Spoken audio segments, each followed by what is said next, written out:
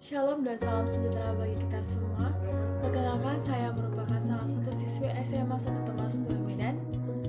Nama saya Stefani Natania Sumiring, saya dari kelas 11 IPA 2. Di sini saya ingin melaksanakan tugas agama dengan materi gereja yang menghartakan. Di sini saya ingin melakukannya secara verbal, di mana saya akan menyampaikan sebuah khotbah singkat. Maka dari itu, sebelum kita memulai khotbahnya, ada baiknya kita mengawalinya dengan berdoa. Mari kita bersatu di dalam doa. Dalam nama Bapa dan Putra dan Roh Kudus. Amin. Allah Bapa yang Maha Baik, Allah Bapa yang bertata di dalam kerajaan surga, terima kasih atas berkat Engkau masih memberikan kami nafas kehidupan yang baru setiap harinya. Ya Bapa, kiranya kami sebentar lagi akan mendengarkan sebagian dari sabda-Mu. Berfirmanlah Bapa, Engkau bukalah hati dan pikiran kami, agar kami dapat mau mengerti apa isi dari pesan-Mu yang ingin Kau sampaikan pada saat ini.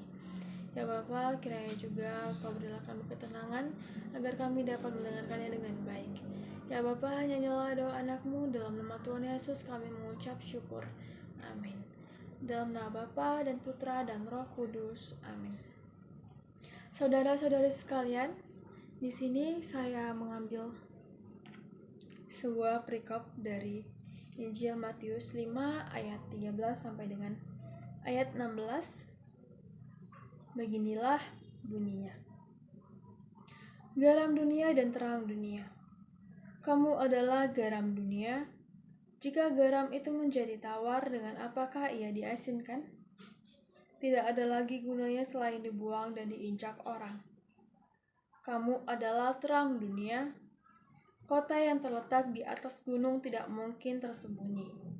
Lagi pula, orang tidak menyalakan pelita lalu meletakkannya di bawah gantang, melainkan di atas kaki dian sehingga menerangi semua orang di dalam rumah itu.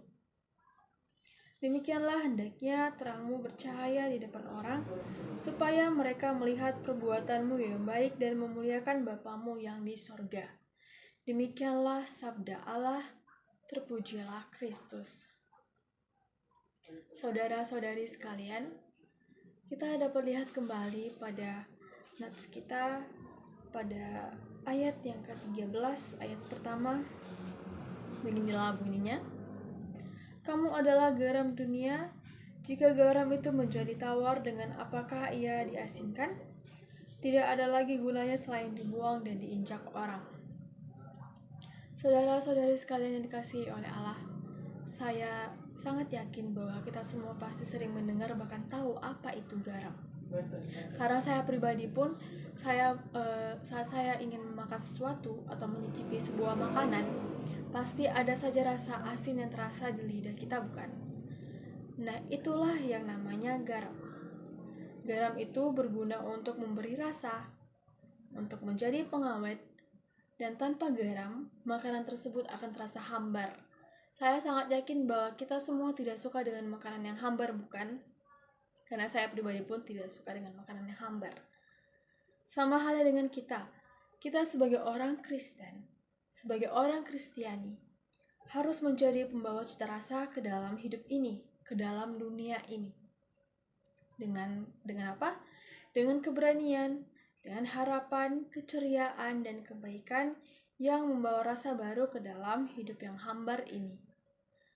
Tidak hanya dalam hidup maupun juga ke dalam dunia yang hambar ini.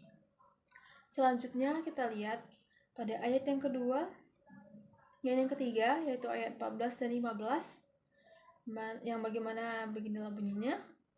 Kamu adalah terang dunia. Kota yang terletak di atas gunung tidak mungkin tersembunyi. Lagi pula orang tidak menyalakan pelita lalu meletakkannya di bawah gantang, melainkan di atas kaki dian sehingga menerangi semua orang di dalam rumah itu. Sangat menakjubkan, bukan? Hanya dengan sejumput garam kita masukkan ke dalam makanan tadi dapat menciptakan cita rasa yang sangat nikmat. Ada rasa gurih dalam makanan tersebut. Namun jika garam itu kita masukkan berlebihan ataupun sangat terlalu banyak, maka makanan itu tidak terasa enak lagi. Kita tidak dapat menikmati kegurihannya lagi. Atau bahkan kita tidak layak lagi untuk memakan makanan tersebut, bukan? Sama halnya dengan kita. Kita orang Kristiani harus mampu bertingkah laku atau berbuat dan bertindak sesuai dengan perintah Allah. Agar apa? Agar kita dapat menjadi terang bagi dunia ini, ataupun juga kita dapat menjadi terang bagi kehidupan kita sehari-hari dengan orang yang ada di sekitar kita, di lingkungan kita. Dan janganlah kita berlebihan ataupun bersikap akan sesuatu yang tidak baik. Kalau tidak, kita akan sama seperti garam yang berlebihan tadi. Tidak ada gunanya karena akan dibuang pada akhirnya dan ujung-ujungnya akan menjadi sebuah sampah. Jadi, saudara-saudari sekalian yang dikasihi oleh Allah, ketika kita menempatkan diri kita sebagai sebuah garam tadi, yang tidak memiliki rasa gurih lagi karena berlebihannya rasa garam tadi, maka sama saja tidak bermanfaat lagi, bukan, untuk dimakan, sehingga akan dibuang dan akan menjadi sebuah sampah. Artinya, kita sebagai orang Kristiani tidak memenuhi tujuannya sebagai seorang Kristen, maka dia sedang menuju bencana. Maka kita ada di posisi menuju bencana. Saya yakin bahwa saudara-saudari sekalian tidak bermanfaat bagi orang yang ada di sekitar kita, bagi teman-teman kita, bagi saudara-saudari kita, bagi orang tua kita, ataupun bagi orang yang ada di lingkungan sekitar kita. Tidak inginkan kita hidup di dalam bencana, karena saya pribadi tidak ingin bahwa hidup saya ini tidak bermanfaat bagi orang yang ada di sekitar kita. Bahkan dalam kehidupan sehari-hari saya merasa saya tidak bermanfaat bagi teman saya. Dan saya juga tidak ingin hidup di dalam bencana. Selanjutnya kita baca ayat yang terakhir. Kita kembali baca ayat yang terakhir, ayat 16, ayat yang keempat. Demikianlah hendaknya terangmu bercahaya di depan orang, supaya mereka melihat perbuatanmu yang baik dan memuliakan Bapamu yang di sorga.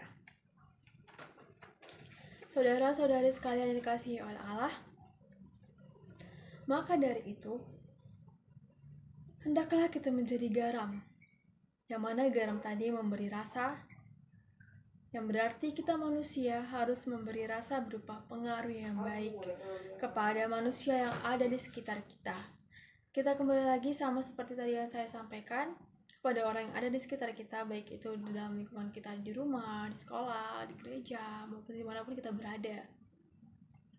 Hendaklah kita menjadi garam sebagai pengawet, yang mana berarti kita manusia harus menjadi pengawet ataupun mempertahankan ajaran-ajaran yang telah kita terima, baik itu ajaran yang ada di gereja ataupun ajaran yang ada di sekolah, nilai moral dan kebenaran untuk menjadikan kehidupan kita ini lebih baik, baik itu kehidupan kita yang ada sehari-hari ataupun kehidupan kita yang ada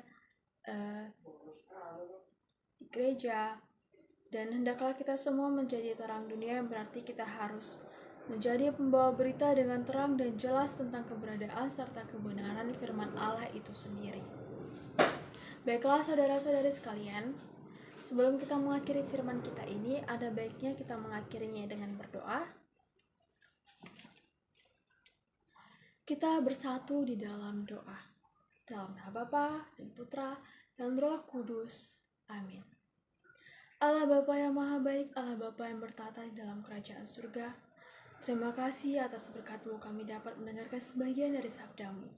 Ya Bapa, kiranya apa yang telah kami dengarkan agar dapat kami pedomkan dalam kehidupan kami, dapat kami terima, dapat kami jalankan dalam kehidupan kami, agar kami dapat menjadi terang bagi dunia ini, ataupun juga kami dapat menjadi terang bagi kehidupan kami, orang-orang yang ada di sekitar kami. Ya Bapa, kiranya juga apapun yang kami lakukan, kiranya dapat menjadi berkat bagi orang-orang yang ada di sekitar kami, maupun bagi kami dan bagi Engkau ya Tuhan. Tuhan, hanya inilah doa anak-Mu, dalam nama Tuhan Yesus kami mengucap syukur. Amin. Baiklah saudara-saudari sekalian, hanya inilah khotbah yang dapat saya sampaikan. Maaf jika ada kesalahan kata ataupun tindakan yang tidak berkenan dalam video ini. Terima kasih dan shalom bagi kita semua.